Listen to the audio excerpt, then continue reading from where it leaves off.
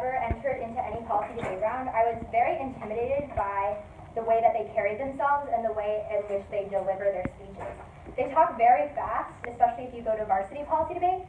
They can talk, or they can read 25 to 30 pages out loud in under 8 minutes. And for me, it was really intimidating seeing them talk so fast and being so confident and clear and concise with it. And through my 5 years in policy debate, I learned to develop this technique and just to learn more about policy debate culture. So through this discussion, I hope that you'll learn more about the policy debate community, its culture, and what it values.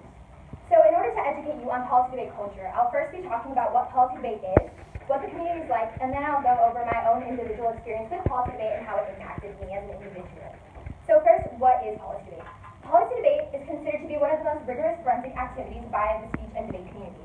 Specifically, policy debaters, they pride themselves in being policy debaters, and so through this, they pride themselves in being better speakers and just more socially aware.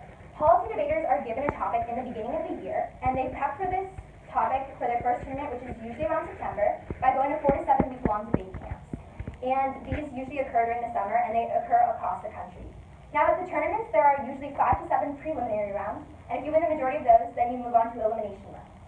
And by winning tournaments, you can also qualify for national tournaments. There's a specific tournament called Tournament of Champions, which you have to win 2 national tournaments in order to qualify for that. It's very exclusive. Through that, they also develop relationships with each other. The minute that you step into any tournament or camp, you immediately become a part of an esoteric activity. You learn among a bunch of policy debaters who are also interested in the same things as you. You develop long-lasting relationships and friendships with individuals across the country who are bright and intellectual and will definitely be successful when they grow up. They all pride themselves in being very socially aware hard workers who have a better understanding of the world. Now that you have a better idea of what policy debate is and what it's like, I will talk to you about my experience with policy debate. So like I said before, I've been doing policy debate for about 5 years now, and I didn't really love it until the third year. It was then that I was 12 years old and everybody else was still 16 and 19. I was probably the youngest one in the high school circuit since I was actually in middle school when I did it. And I went to a debate camp in Georgia at Emory University for 4 weeks. And it was there that I really grew to love debate because I realized that I enjoyed waking up at 8 a.m. and just debating all the way until 9 p.m. for 7 days a week for 4 weeks. And although it was very mentally exhausting and physically exhausting because we stayed up late to prepare for tournaments and stuff, we also developed these friendships, and I just felt like the constant feeling of improvement was something that I really enjoyed, and I loved being surrounded by people who had the same interests as me. Now, through my 5 years of policy debate, I really learned quite a lot of skills, a wide variety in fact. Prior to debate, I was very shy and inarticulate, but more so when I didn't understand how current world issues related to me as a 12-year-old. But then once I got into policy debate, I realized that I could stand up for what I believe in. I could explore issues and take matters into my own hands.